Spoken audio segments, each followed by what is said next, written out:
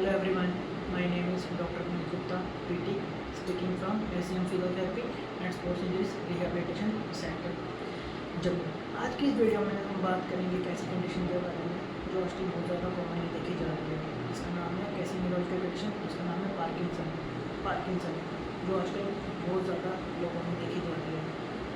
और आज की इस वीडियो में हम पार्किंसन के बारे में डिटेल में बात करेंगे। पार्किंसन होता क्या है, क्यों होता है, उसका क्या सिम्टम्स हैं, क्या उसका डायग्नोसिस है और क्या ट्रीटमेंट है। क्योंकि काफ़ी सारे पेशेंट मुझे फ़ोन करके पूछते हैं कि क्या फिजियोथेरेपी से पार्किंसन का क्या कितना फ़ायदा होगा। तो आज मैं उसी के बारे में आपको ये डिस्कशन करूँगा पार्किंसन के लिए, और पार्किंसन के लिए फिजियोथेरेपी में क्या ट्रीटमेंट है। क्योंकि फिजियोथेरेपी में इसकी कुछ 5 स्टेजेस हैं जिस पर डिपेंड है कि ना पार्किंसन आपका कितना ठीक हो सकता है। तो आज हम उसी कंडीशन के बारे में डिटेल में बात करेंगे पार्किंसन के लिए। तो सबसे पहले हम स्टार्ट करते हैं पार्किंसन क्या है। पार्किंसन एक डीजेनरेटिव कंडीशन है जो बढ़ती एज के साथ देखी जाती है और ज़्यादातर ये 50 साल के ऊपर के लोगों में देखी जाती है। तो और ऐसा नहीं है कि ये 50 साल के ऊपर ही देखी जाती है, ये 50 साल के नीचे भी देखी जाती है। तो अब किन में देखी जाती है? अब ये बहुत कम केसेस में देखी जाती है 50 साल के नीचे। ये 10 से 15% केसेस होते हैं जिनमें देखी जाती है और उसके पीछे रीज़न है जेनेटिक। तो मैक्सिमम ज़्यादातर ये 50 साल के ऊपर ही देखी जाएगी। पार्किंसन, ये तो पार्किंसन है, ठीक है। अब पार्किंसन की कॉजेज़ क्या है? पार्किंसन एक न्यूरोलॉजिकल कंडीशन है जो सेंट्रल नर्वस सिस्टम से लिंक है। अब हमारे ब्रेन में एक ऐसा पार्ट होता है जिसका नाम है सबस्टेंशियल माइक्रो, जिसका काम है जिसमें डोपामिन की सिक्रेशन होती है। अब डोपामिन हमारे मूवमेंट के लिए रिस्पॉन्सिबल होता है। अब डोपामिन में भी डोपामिन न्यूरोमुस्कुलर जंक्शन है जिसमें एक एसिटाइलकोलिन होता है जिसका काम होता है मूवमेंट को कंट्रोल करना। अब पार्किंसन में क्या है, अब डोपामिन का क्यों सिक्रेशन कम हो रही है। अब क्या होता है कि ना आस्ता आस्ता जब डीजनरेशन की वजह से हमारे ब्रेन में सबस्टेंशियल माइक्रो के टिश्यू डेड होना स्टार्ट हो जाते हैं, जिस वजह से डोपामिन की सिक्रेशन कम हो जाती है। अब जब भी डोपामिन की सिक्रेशन कम होगी तो ऑब्वियसली हमारी मूवमेंट रिलेटेड डिसऑर्डर स्टार्ट होंगे। तभी पार्किंसन को एक दूसरा नाम भी बोला जाता है मूवमेंट रिलेटेड डिसऑर्डर, क्योंकि डोपामिन की सिक्रेशन कम हो रही है जिस वजह से मूवमेंट हमारी कम हो रही है। अब जब मूवमेंट कम होगी तो पेशेंट को काम करने में दिक्कतें आएंगी। तो ये है पार्किंसन, ये मैंने सब कॉज बताया आपको। अब हम सबसे इम्पोर्टेंट बात करेंगे सिम्टम्स पार्किंसन के मेन काफ़ी सारे सिम्टम्स हैं, तो पर जो मेन सिम्टम है वो डिस्कस करूँगा आपके साथ। 5 सिम्टम्स मैं आपके साथ डिस्कस करूँगा। सबसे पहला सिम्टम ट्रेमर्स मतलब कंपकपाना, हाथ कंपकपाना और पाँव कंपकपाना, ठीक है। स्टार्टिंग में जब भी पार्किंसन स्टार्ट होता है तो ये एक ही साइड में देखा जाता है, ना कि दोनों साइड में। और आस्ता आस्ता जब ये बढ़ जाता है फिर दोनों साइडों में देखा जाता है। अब ट्रेमर्स कंपकपाना, अब इसमें ट्रेमर्स भी 2 तरह के हैं, एक होता है रेस्टिंग ट्रेमर और एक होता है फंक्शनल ट्रेमर। अब नाम से पता चल रहा है रेस्टिंग ट्रेमर जो रेस्ट में, अब जैसे कुछ पेशेंट लेटे हुए हैं, बैठे हुए हैं, उनको हाथ में कंपकपाना फील होता है, तो वो है रेस्टिंग ट्रेमर्स। अब आते हैं फंक्शनल ट्रेमर्स क्या होता है, जो फंक्शन में है आप पढ़ते हैं ट्रेमर्स, कब हाथ जिसमें कंपकपाते हैं, जब पाँव कंपकपाते हैं और एक ही साइड से पहले स्टार्ट होगा ट्रेमर्स। अब फंक्शनल ट्रेमर कब हो गए, जैसे कैसे पता चलेगा, जब भी पेशेंट खाना खाने लगता है और पानी पीने लगता है, उसका गिलास वो हाथ जब भी जिस हाथ से उसने गिलास पकड़ा होता है वो कंपकपाता है, जो जिस हाथ से प्लेट पकड़ी होती है वो हाथ कंपकपाता है, तो वो होते हैं फंक्शनल ट्रेमर। अब आते हैं सेकेंड सिम्टम जिसका नाम है रिजिडिटी का मतलब ही यही है कि मूवमेंट में कमी आ जाना। ये स्लोनेस नहीं है, मूवमेंट को करने में दिक्कत होना। रिजिडिटी का मतलब है मूवमेंट को करने में दिक्कत होना। रिजिडिटी एक तरह से स्टिफनेस है बॉडी में, तो रिजिडिटी भी 2 तरह की होती है। और तीसरा सिम्टम है एज फैक्टर, जो सबसे ज़्यादा इंपॉर्टेंट सिम्टम है, जो सबसे ज़्यादा जिससे हम डायग्नोसिस कर सकते हैं इसका सबसे इंपॉर्टेंट सिम्टम। जैसे मैंने आपको पहले ही बोला, पार्किंसन में आपको 50 साल के ऊपर से लोगों को ही देखा जाता है, और एक्सेप्शनल केसेस में ये 50 साल के नीचे भी देखा जाता है। और वो मैंने जैसे बोला वो 10 से 15% केसेस होंगे जिनमें देखा जाएगा, बट ज़्यादातर ये 50 साल के ऊपर के लोगों में ही देखा जाता है। और अब फोर्थ सिम्टम है ब्रेडिकाइनेसिया, मतलब स्लोनेस ऑफ मूवमेंट।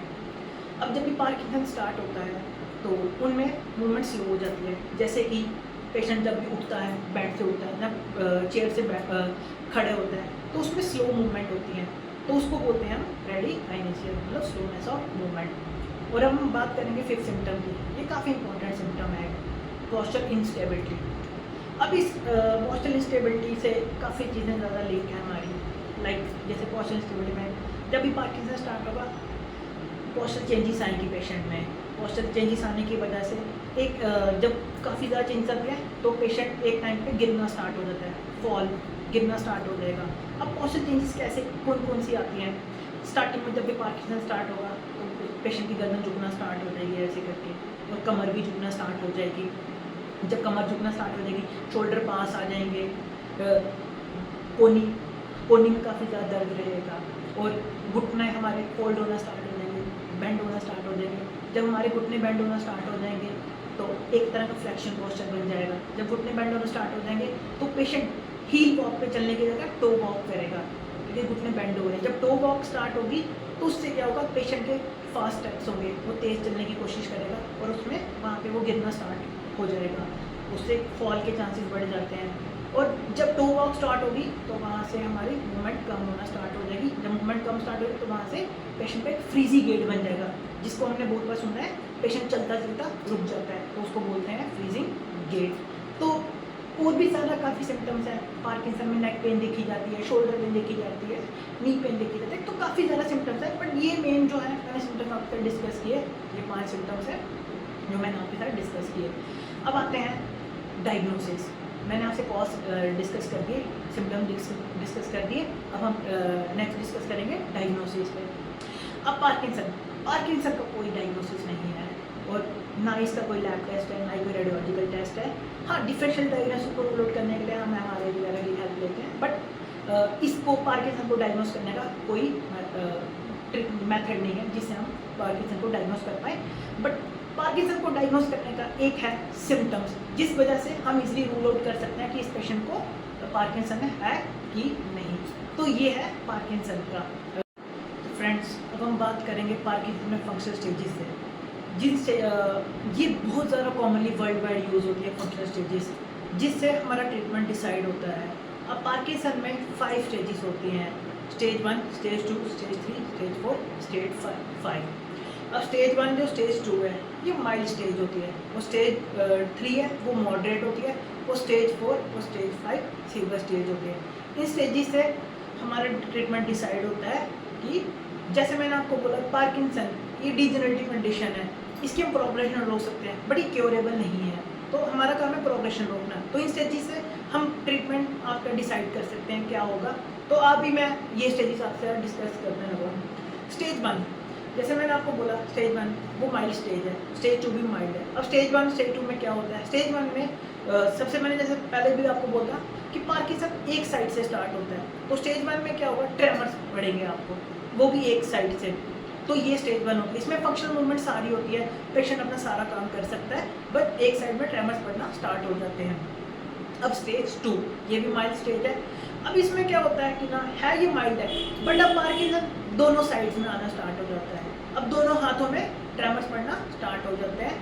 अभी स्पीड इतनी कम नहीं होती है, नॉर्मल ठीक है, थोड़ी स्लोनेस होती है बट ज़्यादा स्लोनेस नहीं होती है। अब आते हैं थर्ड स्टेज में जो मॉडरेट स्टेज है। अब इसमें ट्रेमर्स के साथ साथ हमारी वर्किंग स्पीड है वो कम होना स्टार्ट हो जाती है। जैसे जो हम नॉर्मली काम 15 से 20 सेकंड में करते रहे, अब वही काम पेशेंट को 1 से 1.5 मिनट या 1.5 से 2 मिनट इतने भी लग सकते हैं। और इसमें क्या है, अब जॉइंट स्टिफनेस ज़्यादा हो जाती है और पेशेंट, बट इसमें भी पेशेंट अपने काम अपने सारे खुद कर लेता है। अब आते हैं स्टेज 4 जो एक सीवियर स्टेज है, और स्टेज 5 भी सीवियर स्टेज है। अब स्टेज 4 में पेशेंट अपने काम सारे कर लेता है, ठीक है, बट उसको उठने बैठने में दिक्कत स्टार्ट हो जाती है, चेयर से भी शायद खड़ा हो जाए बट चल नहीं पाएगा, फ्रीजिंग गेट होगा। तो ये स्टेज 4 है। और अब स्टेज 5 पेशेंट फुली डिपेंडेंट होता है, वो व्हील चेयर का यूज़ करता है। स्टेज 4 में वॉकर वगैरह का यूज़ होता है, और स्टेज 5 में पेशेंट फुली डिपेंडेंट होता है, वो व्हील चेयर पर आ जाता है। तो फ्रेंड्स, ये स्टेजेस थी पार्किंसन की, जिससे हमारा ट्रीटमेंट डिसाइड होता है। और अब आते हैं ट्रीटमेंट पे, जो सबसे ज़्यादा इम्पोर्टेंट है यहाँ पे।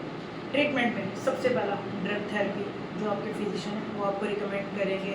काफ़ी तरह की मेडिसिन आती है जिससे आपका पार्किंसन की आप प्रोग्रेशन को रोक सकते हैं, और जो आपके फिजिशियन आपको प्रिस्क्राइब करेंगे। और अब सेकंड जो है मेन, फिजियोथेरेपी। देखिए फ्रेंड्स, फिजियोथेरेपी का बहुत बड़ा रोल है पार्किंसन में, काफ़ी बड़ा रोल है। जिससे हमारी जॉइंट स्टिफनेस वगैरह काफ़ी इन चीज़ों में फ़र्क रहेगा। और पार्किंसन एक न्यूट्रल जेंडर न्यूट्रल कंडीशन है, ये दोनों में हो सकते हैं, मेल में भी फीमेल में भी। तो ऐसा नहीं है कि ना एक जेंडर में होगी, दोनों जेंडर में हो सकता है, मेल में भी फीमेल में भी। तो अब फिजियोथेरेपी ट्रीटमेंट अलग अलग तरह का है। अगर मसल में टाइटनेस है तो उसमें रिलैक्सेशन टेक्निक्स हम यूज़ करेंगे।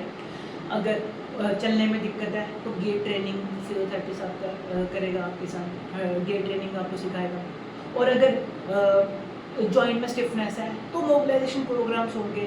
और अगर नेक में पेन है, शोल्डर में पेन है, या कहीं पे भी फुट में पेन है, या एंकल में पेन है, या लेग में नीज में पेन है, तो उसके लिए पेन की अलग अलग टेक्निक्स हैं जिससे हम आपकी फिजियोथेरेपी से आपको काफ़ी ज़्यादा ये कंडीशन ठीक आपकी रिकवर हो सकती है।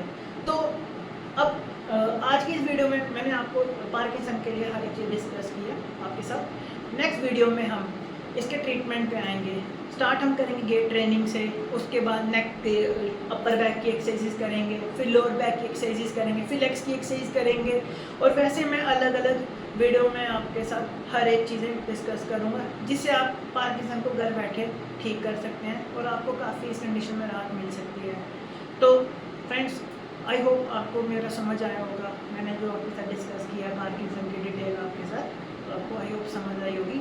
अगर आपको मेरी वीडियो अच्छी लगी तो आप लाइक करें, शेयर करें और सब्सक्राइब करें, और ज़्यादा से ज़्यादा मेरे चैनल को सब्सक्राइब करें, सो डैट काफ़ी लोग ज़्यादा से ज़्यादा लोगों के पास ये वीडियो पहुंच सके और वो घर बैठे पार्किंसन को ठीक कर सके। तो thank you sir, thank you everyone.